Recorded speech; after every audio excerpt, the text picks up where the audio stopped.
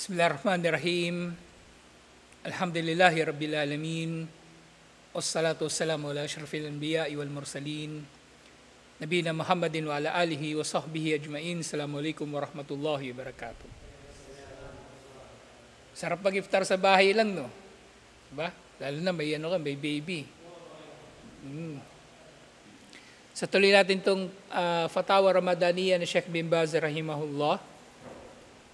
Kasi nga yung huling natalakay natin yung kanyang mga payo para sa pagsalubong sa Ramadan. Kung ano yung mainam na gawin ng tao sa Ramadan. So, sumunod na nabanggit, na nga nagdua si Sheikh bin Baz rahimahullah ng 3 dua para sa mga pinuno ng mga Muslim. Kasi nga, nasa mga pinuno ang kapakanan ng kanyang mga nasasakupan. Pag palpak ang pinuno, palpak din ang mangyayari sa pinamumunuan. Kumbaga, mabubuksan sa pamagitan ng pinuno ang maraming pinto ng kabutihan at marami ring mabubuksan sa pamagitan ng pinuno ang mga pinto ng maraming pinto ng kasamaan. Kaya mainam magdua para sa pinuno, inshallah. Minsan sarap lang murahin, sarap lang isumpa yung pinuno Pero mainam din yung magdua para sa kanila, inshallah. Actually, may pananaw pa nga hindi nagkakamali si Imam Ahmad, na sabi niya yung pagsumpa daw sa pinuno ay pagpapakita ng kawalan ng sabar o pagtitiis ng tao. Kumbaga, mas mainam pa rin yung manalangin para sa pinuno, inshallah. Kasi either way, tugunin man ni Allah ang panalangin mo, tugunin niya, di ba? Naging matino yung pinuno. Naging maayos na. O di panalo tayo, inshallah. O kung di man matutupad yung dua mo, may reward ka pa rin sa iyong pagsamba na ginawa sa pamagitan ng dua, inshallah. Yung hiling ito ni Sheikh bin Baz rahimahullah, kasama nung kanyang payo sa mga mananampalataya. Na yun nga, pinapayo niya dinalangin niya ng mga pinuno ay maghatol ayon sa Quran at Sunnah, katulad ng binabanggit nga ni Allah sa Surah Al-Ma'idah verse 49, nabanggit natin kagabi, wa anihkum bainahum bima anzalallah. Marapat lamang na sila ay maghatol ayon sa ipinahayag ni Allah. At ito yung dinadalangin ni Sheikh bin Baz na matupad nila. At ganyan din, may kinalaman din yung sinabi ni Allah sa Suratul Ma'idah verse 50. Pagkatapos ng aya na yun, karugtong nun, afahukmal jahiliyati yabgun man ahsanu minallahi hukma liqaumi yuqinun. Hinahangad ba ng mga tao ang hatol ng jahiliyah, ng kamangmangan? Sino ba ang mas mainam kay Allah sa paghatol para sa mga nakakaunawa? Kumbaga yung nakakaunawa, kinikilala nila na si Allah ang pinakamainam na maghatol. Kaya kung yung pinuno nakakaunawa, ang kanyang paghatol, insyaallah, ay alang-alang kay Allah at syempre sa pamagitan ng hatol ni Allah. At gayon din, marapat na ang mga pinuno ay magsabuhay sa sinabi ni Allah subhanahu wa ta'ala sa Suratun Nisa, verse 65. So ganito talaga katalino yung mga scholar natin, mashallah. Sa Saudi Arabia, hindi naman perfecto syempre yung mga pinuno doon. Alam natin maraming kapintasan at alam natin maraming nangyayaring hindi kaaya-aya. Bawa ngayon, di ba? Dumami yung mga concert at iba't ibang mga paglaganap ng kasamaan. Pero hindi sila nagsasalita ng direkta laban sa kanilang mga pinuno. Ang ating mga scholar, matatalino sila, hindi nila dinidirekta. So si Sheikh bin Baz rahimahullah, nung panahon niya, sino ba yung hari nung panahon niya? Sa dulo ng panahon niya, si King Fahad, ang hari. So sa halip na kumbaga pariringgan niya si King Fahad, o King Fahad, ganito ka, ganyan, o mali ang ginawa mo, masama ang ginawa mo, ito na lang ginawa niya. Nagdua siya para sa pinuno At kung yung pinuno, inshallah, ay karapat dapat sa gabay at naghahangad nga ng gabay, kukunin niya ang salita at payo ng mga katulad ni Sheikh bin Baz, rahimahullah. Yung ang sinabi ni Allah, "Fala wa rabbika la yu'minun hatta yuhakkimuka fima shajara bainahum thumma la yajidu fi anfusihim harajam mimma qadaita wa yusallimu taslima." Sabi ni Allah, sumpa sa iyong Panginoon, hindi sila tunay na mga nananampalataya, hindi sila tunay na mga nananampalataya hanggang sa gawin kanila o Muhammad sallallahu alaihi wasallam na tagapaghatol nila sa anumang hindi nila pinagkakaunawaan. Ngayon patay na si Propeta Muhammad sallallahu alaihi wasallam, wala na si Propeta Muhammad sallallahu alaihi wasallam para maghatol. Ang ibig sabihin nito, maghahatol ang sino mang maghahatol ayon sa sunnah ni Propeta Muhammad sallallahu alaihi wasallam. At ayon sa Quran na rin, siyempre, yun ang kahulugan nito.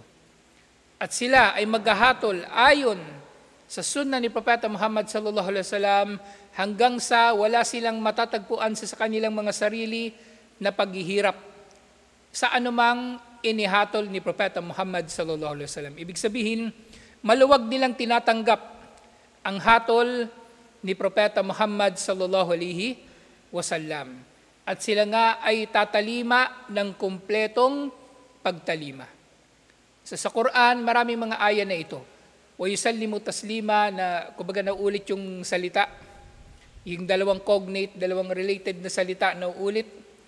Ang ibig sabihin lang nito, kumbaga, yung pagmamalabis, kumbaga, pagbibigay diin na sila nga ay marapat na tumalima sa pinakamatinding pagtalima kay Propeta Muhammad sallallahu alaihi wasallam. At gayon din, dua ni Sheikh bin Baz rahimahullah, wa amalan bi qawlihi subhana. At inihiling niya na ang mga pinuno ay magsasabuhay ng sinabi ni Allah, "Ya ayyuhalladhina amanu, ati'u Allah wa ati'ur rasula wa ulil amri minkum." O mga nanampalataya, sundin ninyo si Allah, sundin ninyo ang sugo, at sundin ninyo ang mga itinalaga upang maging mga pinuno ninyo. Sa bandang huli, ano paman ang kalagayan ng pinuno na yon, ano paman ang antas ng kanyang pananampalataya, basta hindi siya tumatalikod sa Islam, marapat siyang sundin. Susundin siya, matapos nating sundin si Allah, matapos nating sundin si Propeta Muhammad sallallahu alaihi wasallam, susundin natin siya, yung pinuno.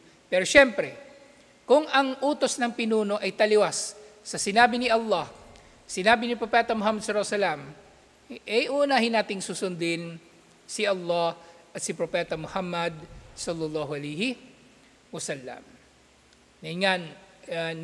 Karugtong nito, fa in tanaza'tum fi shay'in farudduhu ila Allah war Rasul in kuntum tu'minuna billahi wal yawmil akhir dhalika khairu wa ahsanu ta'wila. Kung kayo daw ay nagtatalo-talo, kung kayo ay hindi nagkakasundo sa anumang bagay, ibalik ninyo ito kay Allah at kay Propeta Muhammad sallallahu alaihi wasallam. Ibig sabihin, sumangguni kayo sa Quran at sa Sunnah. Sumangguni kayo sa Quran at sa Sunnah kung kayo ay tunay na mga nananampalataya kay Allah at sa kabilang buhay. Yaon ay mas mainam na pagsasabuhay, kumbaga, ng relihiyon na ito. Sumunod kay Allah, kay Propeta Muhammad sallallahu alaihi wasallam, at sumunod siyempre sa ating mga pinuno kung ang kanilang mga utos ay hindi taliwas sa utos ni Allah at ni Propeta Muhammad sallallahu alaihi wasallam. At sumunod, binanggit na naman ni Sheikh bin Baz rahimahullah. Subhanallah, payo niya ito tungkol sa pagsalubong sa Ramadan. Pero ilang pahina na yung nababasa natin tungkol sa kanyang dua para sa mga pinuno. So sinamantala niya ang pagiging mabiyaya ng buwan na ito na inshallah kahit ang makasalanang pinuno ay tatanggap sa pangaral inshallah. Kasi ang Ramadan ay buwan na kumbaga banal, sabihin na rin nating mahimala. Maaring mangyayari na mayroong tao na magiging mahimala na tatanggap ng taufik ni Allah at siya ay magiging matuwid. Kahit pa nakikilala natin siya, halimbawa, sa kawalan ng pagiging matawid. So dito, sunod-sunod yung mga nabanggit ni Sheikh bin Baz rahimahullah na mga ayah na marapat na isabuhay ng mga pinuno, inshallah. Ngayon nga, wa amalan bi qaulillahi subhana, inihiling niya na ang mga pinuno ay magsabuhay ng sinabi ni Allah, Qul ati'ullaha wa ati'ur rasula.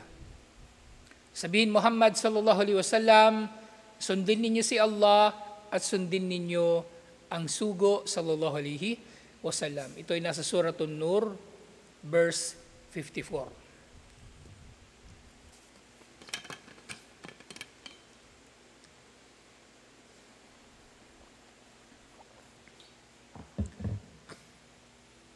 Anong iftar nyo? Anong niluto nyo? Sardinas. Ha? Ano yun? Ano yun? Yung parang pechay? Inshallah.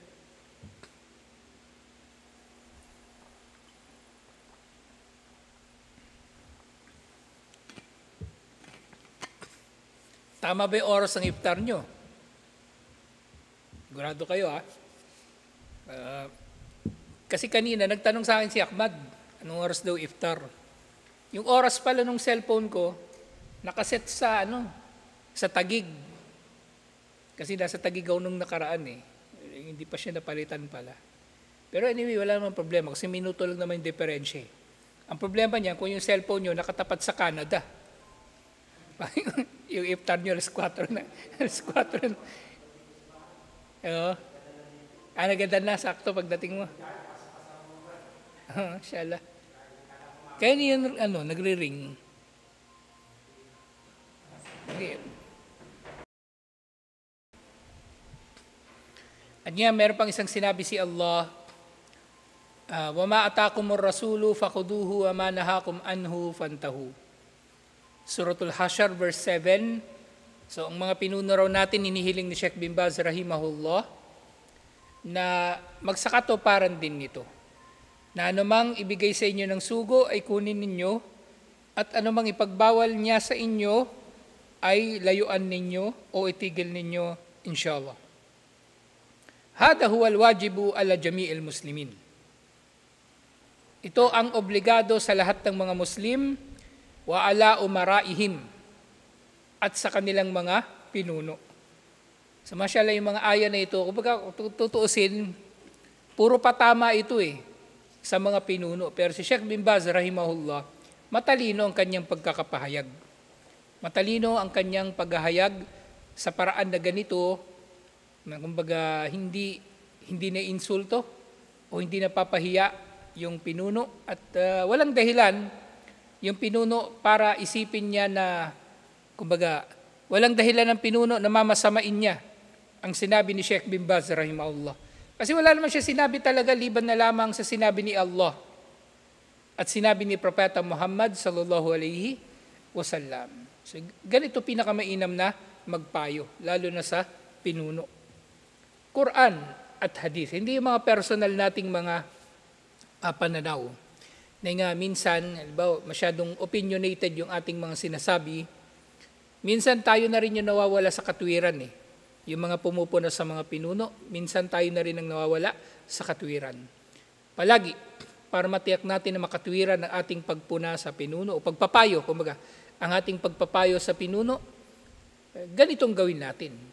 Magsalita tayo sa pamagitan ng pagpapahayag ng mga talata sa Quran at hadith, inshallah. Kasi, tinan nyo, yung mga pinuno, halimbawa kahit anong sama niyan, kahit paano gumagalang pa rin niya sa Quran at sa Sunnah, maririnig niya yan. Tatango lang yan, kumbaga hindi yan tatanggi, inshallah. At yun nga, napakainam na nabasa natin yung ganitong paraan ng pananalita ni Sheikh bin Baz rahimahullah. Kasi maaring darating tayo sa pagkakataon na magpapayo tayo sa pinuno. Si Manong, paano mapapayuhan yan? Diba? O ganito na, ganito yung paraan, inshallah. Ganito ang paraan. Na inshallah, hindi siya mababad trip din sa'yo. Problema kasi doon sa iba, inaway nila si Manong Huwag niyong awayin, utu-utuin niyo lang din. Kasi Pag makuha niya yung kiliti niyan, inshallah, makukuha din natin yung gusto natin sa kanya. At syempre, pinakamahalaga, mapoprotektahan natin ang ating mga sarili sa mga masamang desisyon niya o maling desisyon niya. Yung mga palpak niya na desisyon, mapoprotektahan natin yung sarili natin, inshallah. Kasi ang katulad nga niyan, limbawa, yung sa tubig, di ba, walang solusyon. Kayo na yung gumawa ng solusyon. Wala naman siyang komento, alhamdulillah, kasi naikinabang din naman siya, alhamdulillah. Yan nga, yajibu ala umara'il muslimin wa ala ulamaihim wa ala amatihim ay yattaqullaha wa an yankadu li syar'illah. Marapat para sa pangkalahatan ng mga Muslim at sa kanilang mga ulama at sa kanilang mga pinuno, nakatakutan nila si Allah at tumalima sa batas ni Allah. So lahat binanggit ni Sheikh bin Baz rahimahullah. Wa an yahkumu syar'allahi fima bainahum. At ang maghatol sila sa pamagitan ng batas ni Allah, ang maghatol sila sa pagitan ng isa't isa sa pamagitan ng batas ni Allah, hindi sa batas ng tao. Lianna syar'alladhi bihil hidayatu wal osmatu wa bihi ridallahi wa bihi alwusulu ilal haq alladhi syara'ahu Allahu wa bihi al-hadar min ad-dhulm. So ito yung batas ni Allah na siyang naririto ang hidayah, ang gabay, at naririto ang esma, ang proteksyon, at naririto ang kaluguran ni Allah, at naririto sa batas ni Allah ang daan patungo sa katotohanan. Nasa isinabatas na ito ni Allah ay naririto rin ang pangingilag ng tao sa pang-aapi. Ibig sabihin ni Sheikh rahimahullah, kung gusto mo maging makatarungan, ipatupad mo ang batas ni Allah. Dahil kung hindi ka nagpapatupad ng batas ni Allah, ikaw ay nagiging mapang-api.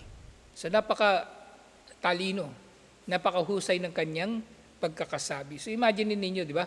Ganito yung pagkakapayo sa pinuno. So maaring tinatamaan yung puso niya, nakukurot yung puso niya. Pero wala siyang dahilan para magalit. Diba? Kasi may hikma yung pagkakapayo sa kanya. Kung halimbawa iba yung magsasalita, reporter o journalist na laging galit, diba? Tapos babanggitin pa yung pangalan niya. King Pahad, tarantado ka, ang dami mong ginawang mga kalukuhan, puro ka kagaguhan, kabulastugan. Bumaba ka sa pwesto mo, di ba? Ganun yung mga ibang newscaster, mabubuisit nga talaga yung tao. Samantala Sheikh bin Baz rahimahullah, kaya napakaganda magbasa ng mga inakda ng mga scholar. Lalo na yung mga nauna, yung mga namayapa na, sumakabilang buhay na. May kita natin yung hikmah sa panahon nila, kung paano nila ito sinabuhay na applicable pa rin hanggang ngayon. Applicable pa rin hanggang ngayon. So dito, alhamdulillah, dami kong na-realize dito sa pagbasa natin na ito sa kanyang sinabi. Nas'alullah lil jami' at-tawfiq wal hidayah wa salahan niha wal amal. Hinihiling daw ni Sheikh bin Baz rahimahullah para sa lahat ang gabay at ang patnubay ni Allah, at gayon din hinihiling niya na magkaroon tayo ng maayos na layunin at maayos na gawain. Wa sallallahu wasallama ala nabiyyina Muhammad wa ala alihi wa sahbihi ajma'in. At tinapos ni Sheikh bin Baz rahimahullah ang kanyang payo sa pagsalubong sa Ramadan sa pamagitan nga ng pagpapayo para sa mga pinuno. At syempre sa paghiling kay Allah ng kapayapaan at pagpaparangal kay Propeta Muhammad sallallahu alaihi wasallam sa kanyang pamilya at sa kanyang mga kasamahan. Alhamdulillah. So ito yung sumunod na bahagi ng ating pagtalakay dito. Sa iba pang mga tanong, inshallah, matatalakay pa natin sa sunod na mga araw, inshallah. Hanggang dito na lang. Assalamualaikum warahmatullahi wabarakatuh.